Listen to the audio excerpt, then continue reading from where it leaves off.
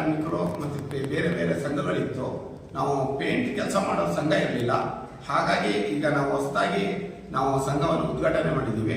ಹಾಗೆ ನಿಮ್ಮ ಮುಖಾಂತರ ನಾವು ತಿಳಿಸೋದು ಏನಂದರೆ, ನಾವೊಂದು 150 ಜನಕ್ಕೆ LIC ಬಾಂಡ್ ಕೊಡ್ತಾ ಇದ್ದೀವಿ. ಅವರಿಗೆ 1 ವರ್ಷ ಏನಾದರೂ ಆಕ್ಸಿಡೆಂಟ್ ಆದರೆ, ಏನೇ ತೊಂದರೆ ಆದರೂ ಅದಕ್ಕೆ 1 ಲಕ್ಷ ರೂಪಾಯಿ ಅವರಿಗೆ ಡ್ಯಾಮೇಜ್ ಇದು ಸಿಗತ್ತೆ. ಆಮೇಲೆ ನಮ್ಮ ಸಂಘದಲ್ಲಿ ಪ್ರತಿಯೊಂದು 200 ಜನ ಈಗ ಆಲ್ರೆಡಿ ಇದ್ದಾರೆ. ಇನ್ನೂ ಸೇರೋರಿದ್ದಾರೆ. ಅವರು ಸೇರೋರಿದ್ರೆ 2 ಆಧಾರ್ ಕಾರ್ಡು ಮತ್ತು 2 ಫೋಟೋವನ್ನು ನಮ್ಮ ಸಂಘದ ಪದಾಧಿಕಾರಿಗಳಿಗೆ ನೀಡಿದರೆ ಅವರಿಗೂ ಇನ್ಸೂರೆನ್ಸನ್ನು ಬಾಂಡನ್ನು ನಾವು ಕೊಡೋದಕ್ಕೆ ಮುಂದಿನ ದಿನದಲ್ಲಿ ಆಗತ್ತೆ. ಹಾಗೆ ನಮ್ಮ ಸಂಘದಲ್ಲಿ ಪೇಂಟ್ ಕೆಲಸ ಮಾಡೋರು ಭಾಳ ಬಡವರಿರೋದ್ರಿಂದ ತುಂಬ ಕೆಲಸಗಳಿಗೆ ಕಡಿಮೆ ಇದೆ. ಮತ್ತು ಬೇರೆ ಹೊರ ರಾಜ್ಯದಿಂದ ಈ ಕಡೆ ಕೆಲಸಕ್ಕೆ ಬರ್ತಾ ಇದ್ದಾರೆ. ಅವರು ನಮ್ಮ ರೇಟ್ಗಿಂತ ಕಮ್ಮಿ ರೇಟಲ್ಲಿ ಮಾಡ್ತಾ ಇದ್ದಾರೆ. ಹಾಗೆ ಇಲ್ಲಿನ ಬೇರೆ ಊರಿಂದ ಕೆಲಸಗಾರಿ ಕರ್ಕೊಬಂದು ಇಲ್ಲಿರೋ ಕೆಲಸ ಇಲ್ಲೇ ಒದ್ದಾಡ್ತಾ ಇದ್ದಾರೆ. ಬಣ್ಣ ಅವರ ಬೇರೆಯವ್ರ ಕೈ ಓಡಿಸ್ತಾ ಇದ್ದಾರೆ. ಅದನ್ನು ಫಸ್ಟ್ ನಾವು ಅದು ವಿರೋಧಿಸ್ತೀವಿ. ಮುಂದಿನ ದಿನದಲ್ಲಿ ಅದ್ರ ಬಗ್ಗೆ ನಾವು ಪ್ರತಿಭಟನೆಯನ್ನು ಇಟ್ಕೊಂಡಿದ್ದೀವಿ. ಹಾಗಾಗಿ ಈಗಲೇ ಎಚ್ಚರ ಕೊಡ್ತಾ ಇದ್ದೀವಿ. ಏನಂದರೆ, ಸ್ಥಳೀಯರಿಗೆ ಮೊದಲನೇ ನಮ್ಮ ಇದು ಕೊಡಿ, ಪ್ರಾಮಾಣಿಕ ಮೊದಲೇ ಕೊಡಿ ಅಂತ ಕೇಳ್ತಾ ಇದ್ದೀವಿ. ಹಾಗೆ ಕಟ್ಟಡ ಕಾರ್ಮಿಕರು ಇಲಾಖೆಯಿಂದನೂ ನಮಗೆ ಕಾರ್ಮಿಕರ ಕಾರ್ಡು ಇದು ಯಾರಿಗೂ ಸಿಗ್ತಾ ಇಲ್ಲ. ದಯವಿಟ್ಟು ಆ ಇಲಾಖೆಯವರು ಸಂಬಂಧಪಟ್ಟವರು ಬೇಗಷ್ಟು ನಮಗೆ ಮಾಡಿಕೊಟ್ರೆ ಒಳ್ಳೇದಿರುತ್ತೆ ಅಂತ ನಾನು ಕೇಳ್ತಾ ಇದ್ದೀನಿ. ಹಾಗೂ ನಮ್ಮ ಸಂಘಟನೆ ನಮ್ಮ ಸಂಘದ ಇರುವ ಪೇಂಟ್ಗಳಿಗೆ ಒಂದು ಒಳ್ಳೆ ರೀತಿಯಲ್ಲಿ ಬೆಳವಣಿಗೆ ಮಾಡಿ ನಮ್ಮ ಇಲ್ಲಿರುವ ಕಸ್ಟಮರ್ಗಳಿಗೆ ಅಂದರೆ ನಮ್ಮ ಮಾಲೀಕರುಗಳಿಗೆ ಒಳ್ಳೆ ರೀತಿಯಲ್ಲಿ ರೇಟ್ ಕೊಟ್ಟು ಅವ್ರಿಗೆ ಒಳ್ಳೆ ರೀತಿ ಕೆಲಸ ಮಾಡಿಕೊಡೋಣ ಅಂತ ಹೇಳಿ ನಾನು ವಿನಂತಿಸ್ತೀನಿ. ನಮ್ಮ ಸಂಘದ ಕೆಲವು ಕೆಲಸಗಾರ ಹುಡುಗರಿಗೆ ಕಟ್ಟಡ ಕಾರ್ಮಿಕರಿಂದ ಬಹಳ ಇದರಿಂದ ಇಲಾಖೆಯಿಂದ ನಮ್ಗೆ ತುಂಬಾ ತೊಂದರೆ ಆಗ್ತಾ ಇದೆ. ಏನು ಕಟ್ಟಡ ಕಾರ್ಮಿಕರ ಇಲಾಖೆ ಕಾರ್ಡ್ಗಳನ್ನು ಏನು ಕೊಡ್ತಾ ಇದ್ರು, ಅದಕ್ಕೆ ಬಹಳ ರೂಲ್ಸ್ ರೆಗ್ಯುಲೇಷನ್ಗಳು ಮಾಡಿದ್ದಾರೆ.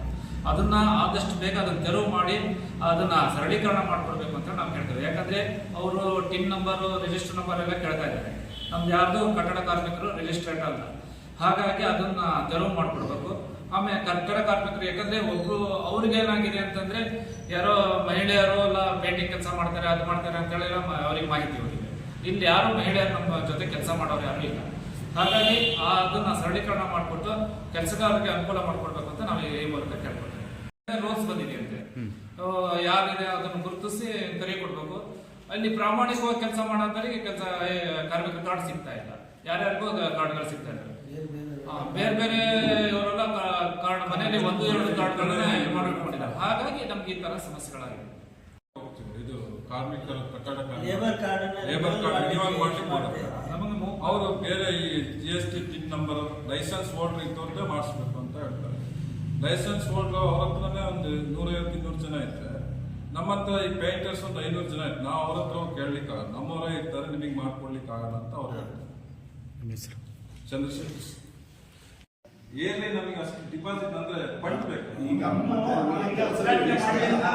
ಮಾಡೋಣ ಅಂತ ದಿನದಲ್ಲಿ ನಾವು ಮಾಡ್ತೀವಿ. ಹೇಗೆಂದ್ರೆ, ನಾವು ಸಂಘಟನೆ ಎಲ್ಲ ಮಾಡ್ಕೊಂಡು ಅದು ಲೆವೆಲ್ ನೋಡಿ ಅವರವರು ಸಂಘಟನೆ ಮುಖ್ಯ ಉದ್ದೇಶ ಏನಾಗಿದೆ ಅಂತ ಹೇಳಿದ್ರೆ, ಹೊರಗಡೆಯಿಂದ ವಲಸೆ ಬಂದ್ಬಿಟ್ಟು ಇಲ್ಲಿ ಕಾರ್ಮಿಕರು ತುಂಬಾ ಜನ ಕೆಲಸ ಮಾಡ್ತಾರೆ. UP ಕಡೆಯವರು ಆ ಕಡೆ ಬಂದು ಕೆಲಸ ಮಾಡ್ತಾರೆ. ಅವ್ರು ಮಾಡ್ತಿರೋದ್ರಿಂದ ಇಲ್ಲಿ ಅವ್ರು ಕಮ್ಮಿ ರೇಟಿಗೆ ಬಂದು ನಮ್ಗೆ ಯಾರಿಗೂ ಗೊತ್ತಿಲ್ಲದಂಗೆ ನಮ್ಗಿಂತ ಕಮ್ಮಿ ರೇಟಲ್ಲಿ ಕೆಲಸ ಮಾಡ್ತಾ ಇದ್ದಾರೆ.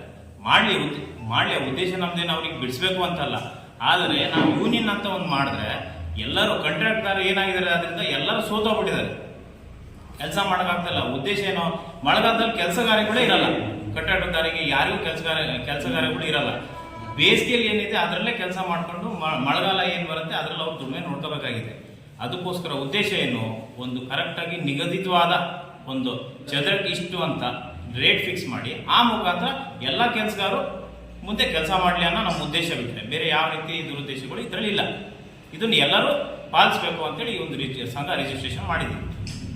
ಸಂಘ ಫಂಡ್ ಮಾಡಿ ಅವರಿಗೆ ಒಂದು ವ್ಯವಸ್ಥಿತ ಒಂದು ಇದಾಗತ್ತೆ ಅಂತ ಒಂದು ಉದ್ದೇಶಕ್ಕೋಸ್ಕರನೇ ಈ ಸಂಘ ಒಂದು ಇದು ಮಾಡ್ತಾರೆ. ಇನ್ನೊಂದು ಉದ್ದೇಶ ಕಟ್ಟಡ ಗುತ್ತಿಗೆದಾರ ಹತ್ರ ಬ್ಯಾಚ್ ಇದಾರಲ್ಲ, ಅವ್ರು ಏನ್ ಮಾಡ್ತಾರೆ, ಫಸ್ಟಿಗೆ ಅವ್ರ ಹತ್ರ ಕೆಲಸ ಮಾಡ್ತಾರೆ. ಕೆಲಸ ಮಾಡಿದ ನಂತರ ಇವ್ರು ಏನ್ ಮಾಡ್ತಾರೆ, ಇವರೇ ಹೋಗಿ ಓನ್ ಆಗಿ, ಈಗ ನಮ್ದು ಉದಾಹರಣೆ ಒಂದು ಚದರ ಅಂತ ಒಂದು ಇಂತಿಷ್ಟು ಅಂತ ಒಂದು ಲಿಮಿಟ್ ಇದೆ, 4,000 ಅಂತ, ಅವರು 2,000 ಮಾಡ್ತಾರೆ.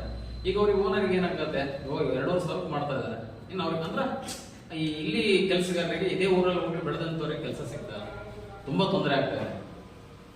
ಹಾಗಾಗಿ ಯಾವುದೇ ರೀತಿ ಕೆಲಸಗಾರರಿಗೆ ಸೇಫ್ಟಿ